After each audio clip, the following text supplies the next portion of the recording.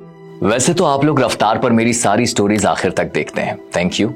लेकिन आज की इस कहानी को आप चाहकर भी अधूरा नहीं छोड़ सकते, क्योंकि आज मैं आपको किसी और की नहीं बल्कि आपकी कहानी सुनाने जा रहा हूं। किसी और की नहीं, आपके घर में दाखिल होने जा रहा हूं। इतनी मोहब्बत तो मुझसे शादी क्यों की?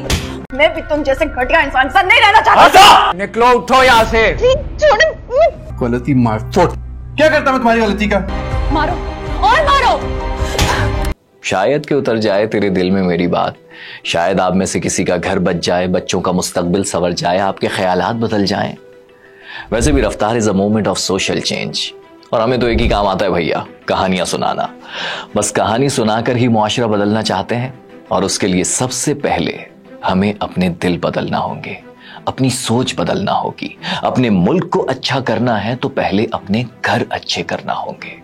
मैं अच्छे मकानों की बात नहीं कर रहा, अच्छे बड़े बड़े खूबसूरत पक्के मकानों में बसने वाले कच्चे रिश्तों की बात कर रहा हूं। हमें उन्हें मजबूत करना होगा, जैसे रफ्तार से आपका रिश्ता मजबूत है। तभी तो मैं वीडियो के दरमियान में आपको सब्सक्राइब करने का नहीं कहता, क्योंकि मैं जानता हूं कि वीडियो देखने के बाद आप खुद को सब्सक्राइब करने से रोक नहीं पाएंगे। चलिए आपको एक कहानी सुनाता हूं। ये सैम है। हाँ, क्लास में सभी से सैम ही बुलाते हैं, असल नाम तो समीर है। 16 साल का है मगर बड़ा ही होनहार है, ओ लेवल कर रहा है। सैम के पापा बड़े बिजनेसमैन हैं, हर माह 50,000 अपने बेटे की फीस देकर फख्र करते हैं। किसी चीज की कमी नहीं होने देते वो सैम को। मगर रोजाना सूरज ढलने के साथ सैम की सांस घुटने लगती है। उस वक्त वो अपने पापा के साथ नहीं होता, बल्कि अपनी उम्र के दोस्तों में शाम ढले पार्टी करता है। ये पार्टी हम मिडिल क्लास वालों की जैसी नहीं होती, इसमें तो पापा की परियां और सैम जैसे पापा के परे जमा होते हैं। वो है ना, मुझे पीने का शौक नहीं, पीता हूं गम भुलाने को। यहां सस्ता नशा नहीं होता और कोई उदास भी नहीं रहता। सैम को उदास ही तो देखा था उसके दोस्त ने, फिर उसे यहां ले आया और यहां उसकी रगों में दौड़ते खून में आइस शामिल कर दी गई। क्यों? क्योंकि सैम की रगों में जिनका खून दौड़ रहा था वो सब कुछ दे रहे थे सिवाय मोहब्बत के। बच्चे को दिला तो सब कुछ रहे, मेहनत कर रहे हैं, 2-2 नौकरियां कर रहे हैं, नहीं दे रहे ना तो बच्चे को टाइम नहीं दे रहे। बच्चा जब रोता है ना तो उसको खामोश कराने वाला कोई चाहिए। बच्चा जब हंसता है तो उसके साथ हंसने वाला कोई चाहिए। बच्चा जब 10 मरतबा बोलता है पापा तो 11 मरतबा पापा की जिम्मेदारी वो बोले जी, ये नहीं क्या पापा क्या पापा। इसे समझने के लिए एनिमल मूवी का ये सीन बेहतरीन एग्जाम्पल है। पापा सुनाई दे रहा है, बेरा नहीं हूं मैं। बचपन से जवानी तक अपने पापा की अटेंशन ना मिलने पर रणबीर कपूर का जहन कोपिंग मैकेनिज्म बनाता है, और बाप की तवज्जो ना देना या लाताल्लुकी की बुनियाद पर बनने वाले कोपिंग मैकेनिज्म की वजह से वो वायलेंट हो जाता है और हर छोटी बड़ी बात पर मारधाड़ शुरू कर देता है।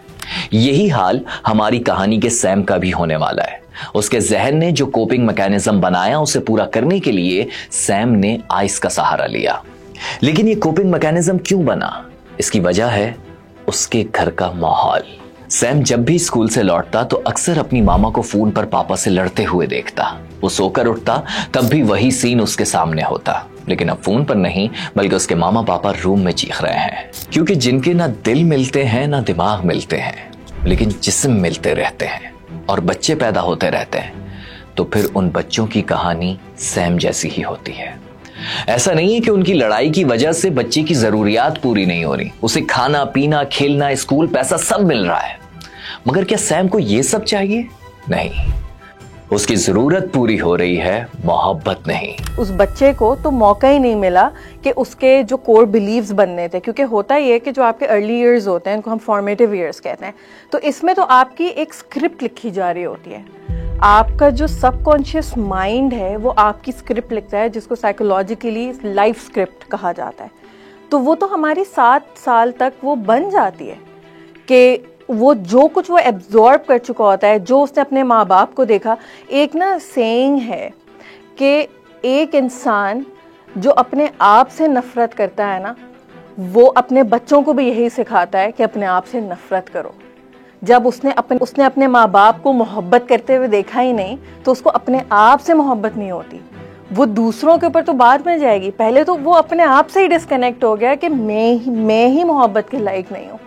तो ये तो उसका कोर बिलीव बन जाता है उस बच्चे का। इसको हम कहते हैं जेनरेशनल ट्रॉमा साइकिल। ऐसे लाखों सैम हैं जिनके माँ बाप की लड़ाइयों की वजह से उनकी जिंदगी तबाह हो रही है। अगर वो नशे के आदी नहीं हो रहे तो एंजाइटी डिप्रेशन की वजह से किसी और मसले का शिकार हो जाते हैं। इनके घरों के बाहर बड़ी लग्जरी गाड़ियां तो खड़ी हैं, लेकिन घर के अंदर सुकून नहीं। ऐसा क्यों है? इसे समझने के लिए हमें सैम के मामा पापा की जिंदगी को जानना होगा। उन दोनों की लव मैरिज हुई थी। वो कहते हैं ना, love at first sight. College में महविश का पहला दिन था। दानिश की नजर महविश पर पड़ी तो उस दिन वो फिर कुछ ना कर पाया। कुछ ही अरसे में नजरें मिली, धड़कन बढ़ी, मोहब्बत के दीप जले और दोनों की प्यार की कहानी शुरू हो गई। एक दूसरे के साथ जीने मरने की कस्में खा ली। अफेयर चलता रहा। दानिश ने अपने पापा से शादी की जिद शुरू कर दी। लड़की की फैमिली ने कहा, दानिश इमेच्योर है, वालिद का पैसा सब कुछ नहीं होता, अर्ली एज में शादी सही नहीं रहेगी। मगर फिर शादी हो गई। महविश अभी औलाद नहीं चाहती थी, मगर दानिश उसकी सोच से मुत्तफिक नहीं था। और फिर 1 साल बाद जेंजी का सैम पैदा हुआ। अब महविश और दानिश की जिंदगी वैसी नहीं थी। साथ जीने मरने की कस्में खाने वाले जरा जरा सी बात पर एक दूसरे को काटने को दौड़ते। The husband says, मैंने इतनी इनकम ब्रैकेट का तुम्हें प्रॉमिस किया था, मैं तुम्हें कमा के दूंगा, क्या मैं कमा के दे रहा हूँ? वो कहती है हाँ। कि तो फिर मुझसे मेरा टाइम मत मांगो, मुझसे अफेक्शन वगैरह मत मांगो। मैं तुम्हें तुम्हारी उन डेज पे गिफ्ट देता हूँ ना, बर्थडे बोलता हूँ, नहीं बोलता है, गिफ्ट देता हूँ फलाने पे। तुम्हारे बच्चे जिस स्कूल में तुम चाहती हो कि तुम्हारी बहन के बच्चे जाते हैं, वो तुम्हारे बच्चे जाते हैं? हाँ जाते हैं, ठीक है। और मैंने एक आध फॉरेन का भी ट्रिप लगा दिया तुम्हारा। डोंट आस्क कि मैं बच्चों की परवरिश में तुम्हारा हिस्सा दूं। डोंट आस्क कि मैं तुम्हारी इमोशनल वेलबींग के कहूँ, क्योंकि मेरी इमोशनल वेलबींग पे कोई नहीं काम कर रहा। बात उसकी भी है, बात उसकी भी है ना। उसने देखा कि मुझे अगर इस बात पे मैं ट्रिगर होता हूँ तो क्यों होता हूँ, इन चीज़ों के ऊपर मुझे गुस्सा क्यों आता है, ये मेरे किस तरह के ओपिनियंस हैं। उसने कभी कोई सवाल ही नहीं पूछा, उसने अपने आप को कभी एक्सप्लोर ही नहीं किया, उसने अपने दिमाग को कभी खोल के ही नहीं देखा कि भाई मेरे जज्बात कहाँ से आ रहे हैं ना। अब मुझे एक बात के ऊपर गुस्सा आ रहा है, आपको हो सकता है उस बात पे गुस्सा ना आ रहा हो। उसकी वजह यह है कि मेरी ज़िंदगी में कोई ऐसा एक्सपीरियंस हुआ होगा कि उसने मुझे ट्रिगर कर दिया ना कि मुझे अब इस बात पे गुस्सा आता है। मुझे उस वक्त उस बात पे गुस्सा नहीं आ रहा, कोई एक्सपीरियंस है मेरा जो कि मुझे सेंसिटिव कर रहा है उस एक सर्टेन बात के लिए, और आपको नहीं कर रहा। गर्लफ्रेंड को चाहे 10 खून माफ़ हो, लेकिन बीवी जो है उसकी एक सर्टेन आपने एक स्टीरियोटाइप किया हुआ है कि वो ऐसी ही होगी, ठीक है। हो सकता है जब वो ऑफिस में साथ काम करती थी तो आप उससे 10 मशवरे लिया करते थे, लेकिन अब आपके जहन में ये है कि बीवियाँ कम अकल होती हैं, बीवियाँ जज्बाती होती हैं। और इसी तरह से ख़वातीन के जहन में भी है कि मर्द जो हैं सब सख्त होते हैं, मर्द जो हैं वो बदनज़री करते हैं, अगर उनके इर्द गिर्द खूबसूरत लड़कियाँ होंगी तो वो फिसल जाएंगे। इस तरह के प्री कंसीव नोशंस जो है ना, वो लोगों को बिला वजह की परेशानियों में डाल देते हैं।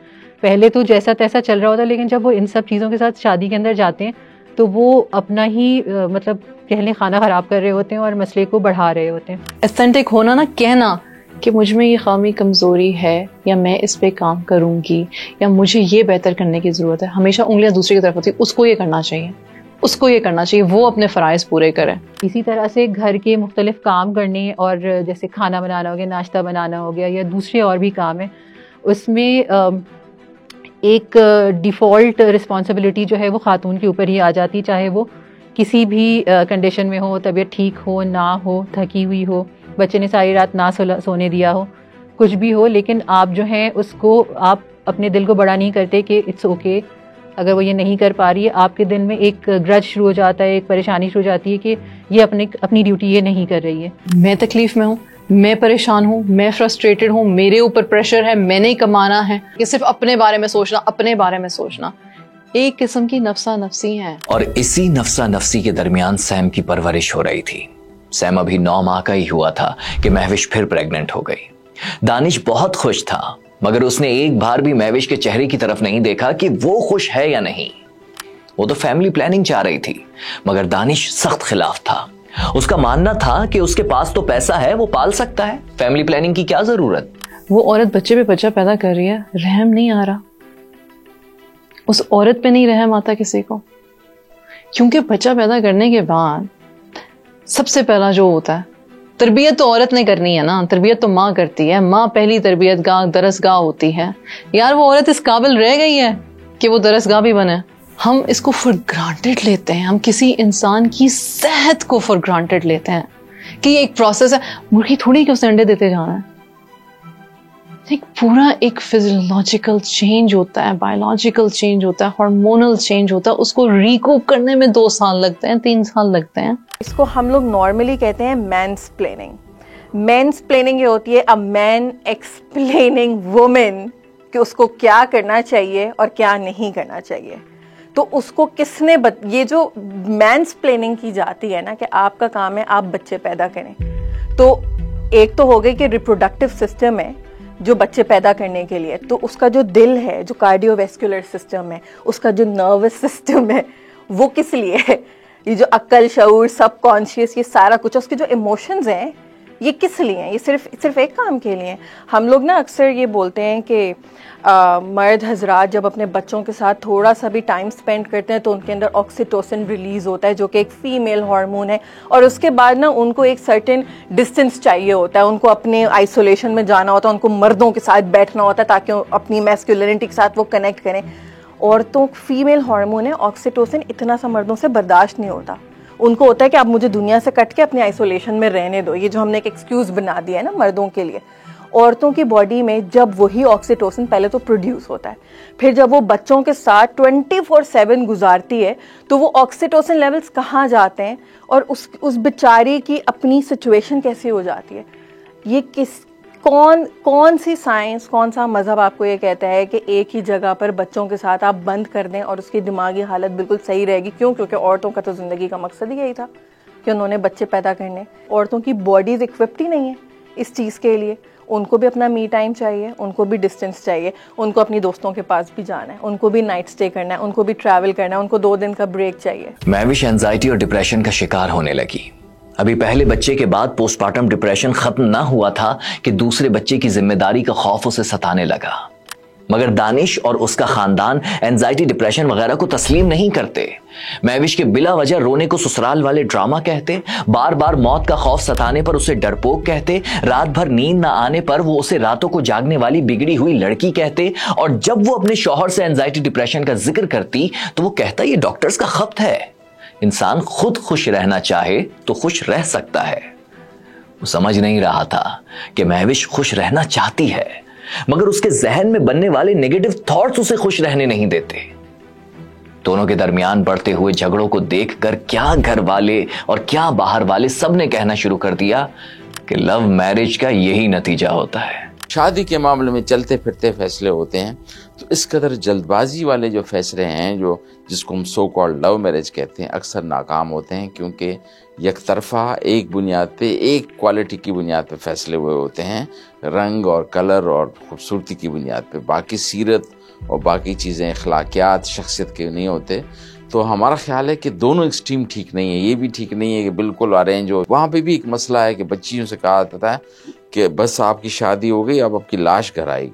अब वहाँ जो मसले मसाइल होते हैं उसकी वजह से फिर वो कहाँ जाए, तो वो कन्वर्ट करके जिस्मानी अंदाज में दौरे पड़ने लगते हैं इस चीज़ के। किसी अरेंज्ड मैरिज में भी जो सक्सेस की गारंटी है, लव में भी वही सक्सेस की गारंटी है। बाहर तो अरेंज मैरिजेस तकरीबन होती ही नहीं है, तो क्या मकसद है वहां हर शादी नाकाम हो जाती है? ये ऑप्शन के अरेंज या लव से क्या मुराद है कि 5 साल अफेयर चलाया आपने?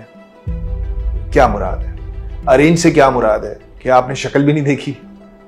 इसमें बहुत सारी नुआंसेस है। मेरे ख्याल से ये लाहसल बहस है कि शादी लव है या अरेंज्ड है। मेरे ख्याल से ज्यादा इंपॉर्टेंट चीज ये है कि जो लोग शादी कर रहे हैं वो शादी के काबिल है कि नहीं है मेंटली। और अगर कोई बंदा मेंटली और इंटेलेक्चुअली शादी के काबिल नहीं है, और कुरान तो उसके फाइनेंशियली काबिल होने की भी बात करता है कि अगर उसके अंदर इस्तात नहीं है एक बीवी को अफोर्ड करने की, तो फिर वो रोजे रखे। अल्लाह ताला इसकी बात कर रहे हैं। तो असल इस्तात जो है वो है mental, intellectual and financial.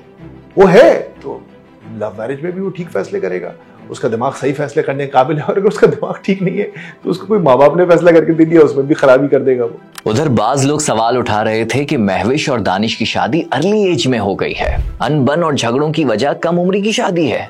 Exactly perfect age, let's say 23, 24 for the girl, 25, 26 for the boy. Society age, right? वो है, and still the marriage fails. तो फिर किसकी गलती थी? And the guy and the girl, they marry early. 18-19 high school में थे, इकट्ठे थे, पढ़ रहे थे और इकट्ठे मतलब शादी कर दी पेरेंट्स ने और पेरेंट्स ने कहा कॉलेज इकट्ठे जाओ and they grow together and they have a very good friendship and they have a very good marriage. ठीक है, इसकी भी कोई गारंटी नहीं है, इसकी भी कोई गारंटी बहुत अच्छी होगी या फेल हो जाएगी। 25 साल का बच्चा है जी, अभी उम्र ही क्या है। कल मेरे अपने घर में हुआ कि 21 साल के लड़के के निकाह की खबर आई तो मेरी अम्मा ने मुझे बताया तो कहने लगी कि अरे बहुत छोटा है, बहुत छोटा है। मैंने बोला कितने साल का है? पड़ोस का एक बच्चा है, उसका निकाह हो रहा है। कहने लगी भाई 21 साल का है। मैंने कहा और क्या हो, मतलब और कितना बड़ा होना चाह रहे हैं आप उसको? He's fine, he's 21, he should get married। देखिए मैं बड़ी सिंपल सी बात बताता हूँ मुअज्जम, देखें अल्लाह ताला ने प्यूबर्टी के बाद आपके अंदर सजा और जजा का कॉन्सेप्ट रख दिया है। मतलब अल्लाह ताला ये समझता है कि जब आप बालिग हो गए, फिजिकली बालिग हो गए, उसके बाद आप अपने गुनाह और सवाब के जिम्मेदार हैं। इसका मतलब है कि जो हमारा क्रिएटर है, मैन्युफैक्चरर है हमारी मशीन का, वो ये जानता है और उससे अच्छा कोई नहीं जानता कि अब आप एक जिम्मेदारी, आपके सिस्टम के अंदर जिम्मेदारी उठाने की कैपेबिलिटी आ गई है, क्योंकि उससे पहले उसने आपके गुनाह और सवाब का जिम्मेदार आपको नहीं ठहराया हुआ। तो जब आप बालिग हो गए 13, 14, मैक्सिमम 15 साल में हर कोई बालिग हो जाता है, तो उसके बाद अल्लाह ताला ने बोला भाई अब ये लड़का तैयार है या ये लड़की तैयार है। हाँ, अगर आप मुझसे साइंटिफिकली पूछो तो मैं आपको ये जरूर कहूंगी कि गर्ल्स माइंड्स डेवलप्स, मतलब कि scientifically 22 is where their brain development is complete and boys 25 when their brain development is complete। Ideal तो 25 साल है, लेकिन ये है कि 18 से अगर 25 ये दरमियान की जाए, जब बलोगत आ जाए, बहुत यंग एज में शादी इसलिए ठीक नहीं है कि उसको अंदाज़ा नहीं है माँ बाप बनना, उसकी जिम्मेदारी। लोग सोचते हैं कि बच्चे पैदा कोई आसान काम है, भाई बच्चे की तरबियत इंतहाई मुश्किल काम है। शादी के लिए जो मोहब्बत, जिम्मेदारी का एहसास और लगाव की ज़रूरत होती है वो किसी भी उम्र में हो सकता है। बाज़ औक़ात बहुत कम उम्र बच्चे बहुत समझदार और रिश्तों को निभाने वाले होते हैं, और बाज़ औक़ात जो है बहुत बड़ी उम्र के 30-40 साल के लोगों के अंदर भी ये खुसूसियत नहीं पाई जाती है। तो उम्र से ज़्यादा लोगों की अपनी समझदारी, शादी के लिए तैयार होना और जिम्मेदारी का एहसास होना ये ज़्यादा ज़रूरी है। आप देखिए कराची की सड़कों पे 12 साल के बच्चे आपको इतने मर्द जवान नजर आएंगे, इतना जिम्मेदारियां उठाते हुए नजर आएंगे, इतना काम करते हुए नजर आएंगे, और कोई 32 साल का पापा का प्रिंस होगा। मेरी नज़र में, अगर मेरा नज़रिया पूछते हो तो जल्दी शादी होनी चाहिए। I think because marriage is a beautiful relationship, और ये खून का रिश्ता नहीं है, और खून के रिश्तों के अलावा सबसे मजबूत रिश्ता है। मगर महविश के घर वाले तो कह रहे थे कि असल मसला न लव मैरिज है न अर्ली मैरिज, मसला है दानिश के घर वाले। वो जब भी दानिश से महविश को लेकर अलग रहने की बात करते तो वो कहता कि मैं माँ बाप को छोड़ने का गुनाह नहीं कर सकता। ज्वाइंट फैमिली सिस्टम जो था, क्या वो सुन्नत से है? घर सबके पास होते थे, लोग एक दूसरे के घर के अंदर, एक दूसरे के बेडरूम के अंदर तक रसाई नहीं होती थी। जब हुजूर सल्लल्लाहु अलैहि वसल्लम के ज़माने में ऐसा नहीं था, ठीक है। घर कल्चरल वैल्यूज और रिलीजियस वैल्यूज को के फर्क को समझें। Joint family system in the sub continent is not religious, it's cultural. हम लोग हैं मुसलमान, रहे हिंदुओं के साथ हैं, हमारा कल्चर बहुत हैविली इन्फ्लुएंस्ड है इंडियन कल्चर के साथ, और जो हमें दीन मिला है उसमें इस्लाम के साथ साथ अरब कल्चर भी था। सो एक अरब culture, Islamic belief, Hindu culture, Islamic belief, और जो हमारे मास्टर्स थे वो गोरे थे, हमारे कॉलोनियल मास्टर्स गोरे थे। तो हम जहनी तौर पे एक इंतहाई कंफ्यूज कौम है मौजूद। और अगर आप वेस्ट की बात कर रहे हैं कि जी वहाँ पे जॉइंट फैमिली सिस्टम्स नहीं है इसलिए वहाँ पे जो शादियाँ वो चल रही हैं, no, they still want systems. अब इतनी किताबें हैं, इतने साइकोलॉजिस्ट, थेरेपिस्ट कहते हैं कि ये जो हमने एक दिया था ना आइडिया कि माँ बाप और बच्चे एक फैमिली यूनिट काफ़ी होता है बच्चों की तरबियत करने के लिए, we failed. Their studies have shown that that is the wrong system, क्योंकि आप एक माँ और एक बाप को कम्युनिटी सपोर्ट से कट ऑफ कर देते हो। ये चीज़ ज़रूरी नहीं है कि आप एक घर में तमाम एक कुंबे के अंदर रह रहे हो, यानी कि जॉइंट फैमिली सिस्टम के अंदर हो। ये दूरियां साथ रहकर भी आ सकती हैं, क्योंकि आप देखते हैं कि एक ही घर में 4 भाई हैं, उनकी बीवियां हैं और बच्चे हैं, लेकिन वो एक अजीब डरे हुए एक माहौल में हैं। बच्चे कुछ करते नहीं हैं कि कहीं चचा क्या समझेंगे, दादा क्या कहेंगे, ताया क्या कहेंगे, चच्ची क्या कहेंगी। इस तरह से बच्चों की जो है ना परवरिश खुलकर हो रही होती है। ये तब फ़ायदेमंद होता अगर तमाम लोग जो हैं मेल मोहब्बत और बड़े दिल के साथ एक दूसरे के साथ गुजारा कर रहे होते, जो कि काफ़ी मुश्किल हो जाता है जब आप क्लोज़ क्वार्टर्स में इतने सारे लोगों को बंद कर देते हैं। तो बहुत मुश्किल होता है कि वो मोहब्बत और वो बर्दाश्त उनके अंदर पैदा हो। अनहैप्पी मैरिजेस में सबसे बड़ा मसला पता है क्या होता है? कि आपको असल मसला ही ना पता हो। दानिश और महविश का भी यही मसला है। इस मैरिज की अनहैप्पी होने की वजह ही नहीं मालूम। दोनों एक दूसरे को बुराई की जड़ समझते हैं। जब लड़ाइयां होती हैं तो दिल दूर होते हैं, और जब दिल दूर होते हैं तो दिल की बातें कैसे होंगी। और आपको ये तो पता ही है कि टाइम फ्लाइज। इसी शोर शराबे के दरमियान कब सैम बड़ा हो गया, इस कपल ने ये भी फील नहीं किया। लेकिन अब समझिएगा, सैम का जहन बिलीफ पैटर्न बना रहा था। मतलब एक बच्चा बचपन से ही जो कुछ आसपास देखता है, जैसा माहौल होता है, जो कुछ वो ऑब्जर्व करता है, वही बिलीफ पैटर्न बनता है। इस बात को एक और एग्जांपल से समझाऊं तो जैसे कंप्यूटर के मदरबोर्ड में जो फंक्शन फीड किया जाता है या जो प्रोग्रामिंग उसे दी जाती है, वही आउटपुट होता है। और कच्ची उम्र में बच्चों के जहन में जो सॉफ्टवेयर इंस्टॉल हो जाए, फिर वो पूरी उम्र नहीं निकलता। मगर टेंशन नॉट, कंक्लूजन में इसका हल भी पेश करूंगा। वो आप खौफ ऐसा पैदा कर देते हैं। आप किसी बच्चे को अपना रोब झाड़ने के लिए, बाप का क्या रोब होता है भाई? बाप का कोई रोब नहीं होता, बाप की इज्जत होती है।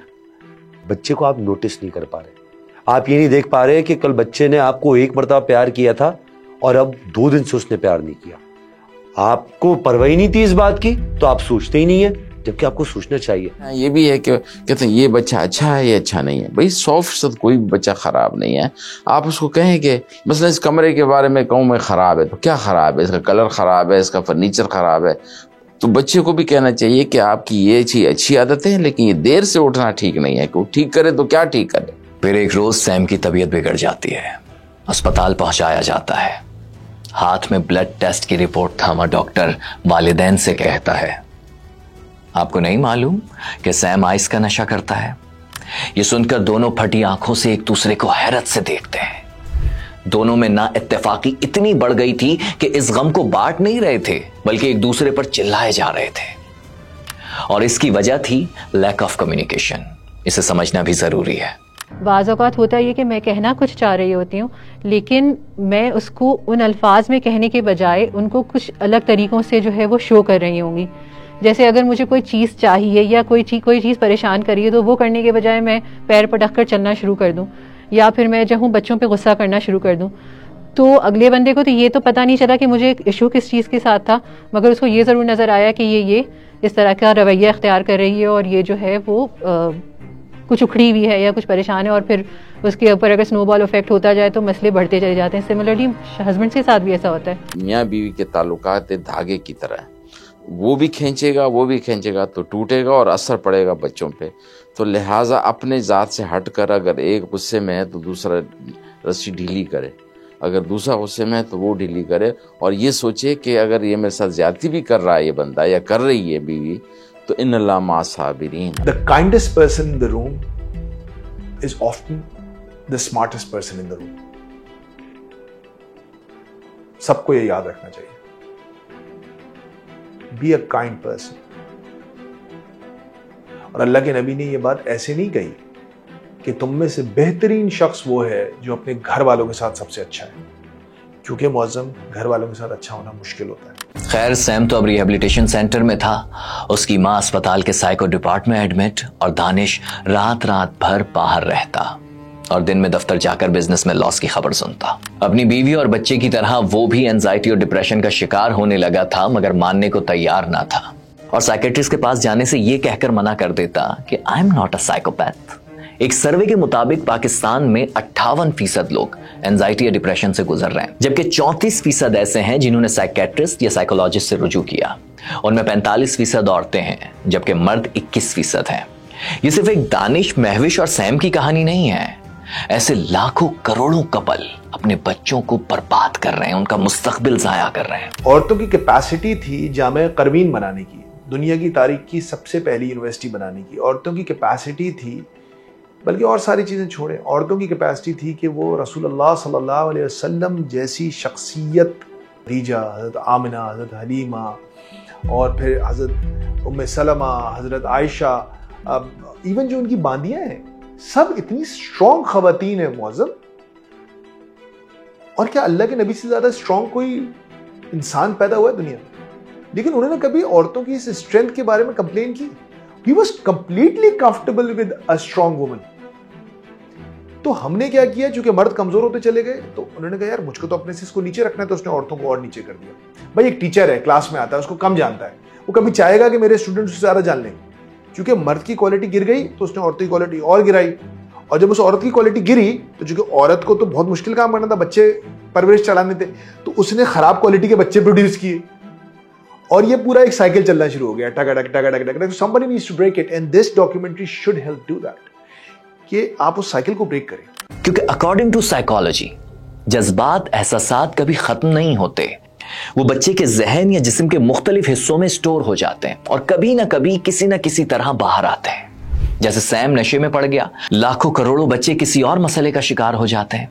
अनहैप्पी मैरिजेस की वजूहात कभी लव, कभी अर्ली और कभी ज्वाइंट फैमिली की प्रॉब्लम समझकर कपल सारी जिंदगी लड़ते रहते हैं। मुझे पता है आप इस नजरिए से इख्तलाफ करते हैं कि अगर आप अपने किसी ऐसे मोड़ पे हैं कि जब आपको लग रहा है कि मेरा और मेरे साथ जो खातून है उनका गुजारा मुमकिन नहीं है, तो अल्लाह ने इस कॉन्ट्रैक्ट को एंड करने का भी एक क्लॉज रखा है। और एक नाकाम शादी और एक तकलीफ दे मैरिटल रिलेशनशिप की जिंदगी बदतरीन जिंदगी होती है। तो चलिए आज सब रीस्टार्ट करते हैं, मुझसे शुरुआत करते हैं। मैं महविश और दानिश की कहानी को रीस्टार्ट करके सब अच्छा कर देता हूं, और जो कुछ चीजें मैं बताने जा रहा हूं आप चाहें तो उसे राइट डाउन कर लें। बिलीव मी, अगर आपने इस पैटर्न पर लाइफ रीस्टार्ट कर ली तो रिश्तों में सुकून आ जाएगा, जिंदगी अच्छी गुजरेगी और मुझे दुआएं देंगे। आपको मैं नहीं, ये समझाएंगे 19वीं सदी का इंजीनियर निकोला टेस्ला, जिसकी थ्योरी थी कि कोई भी आइडिया, इन्वेंशन, डिस्कवरी पहले सबकॉन्शियस माइंड में ही बनती है। जी हाँ, जहन का वो हिस्सा जो कॉन्शियस माइंड से कई गुना बड़ा और पावरफुल होता है, बिल्कुल इस आइसबर्ग की तरह।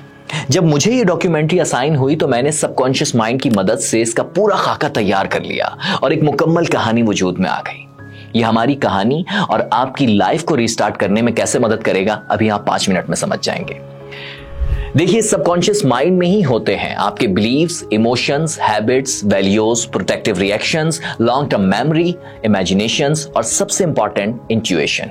जब आपको गुस्सा आने लगता है, चिड़चिड़ाहट होती है, बेचैनी या बहुत डिमोटिवेटेड होते हैं, तो असल में आपका सबकॉन्शियस माइंड आपके खिलाफ काम कर रहा होता है, जो कि हमारी कहानी के दानिश, महविश और सैम का असल मसला था। लेकिन अब हम इनके सबकॉन्शियस माइंड को उनकी हिमायत में इस्तेमाल करेंगे। चलिए रिस्टार्ट करते हैं।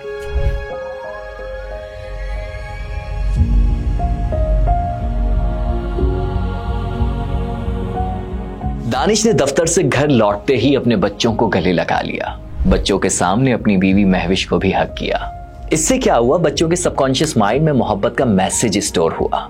अब दानिश अपने कमरे में बच्चों से सारी बातें सुन रहा है, बल्कि रिस्पॉन्ड भी कर रहा है। असल में वालिदैन के पॉजिटिव आंसर्स ही औलाद में सबसे ज्यादा कॉन्फिडेंस पैदा करते हैं। फिर कुछ वक्त में वो महविश के साथ बैठकर उसकी शिकायत तामुल मिजाजी से सुनता है। महविश मुसलसल कड़वा बोल रही है, उसके घर वालों की शिकायत कर रही है, मगर दानिश हर बात पर मुस्कुराकर जवाब दे रहा है। अपने सबकॉन्शियस माइंड की पावर की मदद से वो महविश से मिलने वाले नेगेटिव रुझान को खुद पर हावी नहीं होने दे रहा और अपने इमोशंस और प्रोटेक्टिव रिएक्शंस को पॉजिटिव इस्तेमाल कर रहा है, जिसका रिजल्ट ये निकला कि महविश बोलते बोलते खामोश हो गई और आखिर में दोनों ने एक दूसरे को मुस्कुराकर गले लगा लिया। असल में ह्यूमन साइकोलॉजी से ये बात साबित होती है कि जब इंसान गुस्से में हो तो लॉजिकल या प्रॉब्लम सॉल्वर ब्रेन काम नहीं कर रहा होता, उस वक्त ब्रेन का इमोशनल हिस्सा एक्टिव होता है, या यूं कह लें कि सबकॉन्शियस माइंड का इमोशनल हिस्सा आपके मुखालिफ एक्टिव हो जाता है। उस वक्त इंसान लॉजिक समझने की पोजीशन में नहीं होता, लेकिन ये इमोशनल ब्रेन कुछ ही वक्त में नॉर्मल होने लगता है। बेहतर है उस वक्त खामोश रहा जाए, रिटेलिएट ना किया जाए। खैर, अब रात देर तक दानिश और महविश बच्चों की परवरिश, मुस्तकबिल और फैमिली प्लानिंग करते। महविश ने सूरह बकरा का हवाला देते हुए तर्जुमा बताया कि माओ को पूरे 2 साल दूध पिलाने का हुक्म दिया गया है। टेक्निकली स्पीकिंग, अगर आप बच्चों की पैदाइश में गैप नहीं देते और औरत हर साल प्रेग्नेंट हो जाती है तो मतलब आपने एक बच्चे के दूध का हक मारा है। हमारे व्यूअर्स जेनजी हैं तो उनके लिए और वजाहत कर दूं, जब एक औरत प्रेग्नेंट होती है तो कुदरतन उसका दूध आना बंद हो जाता है, यानी वो बच्चा जो अभी 9 माह का है, उसके बाकी 11 माह का दूध का हक मारा गया। दानिश ये बात समझ गया और फैमिली प्लानिंग के लिए राजी हो गया।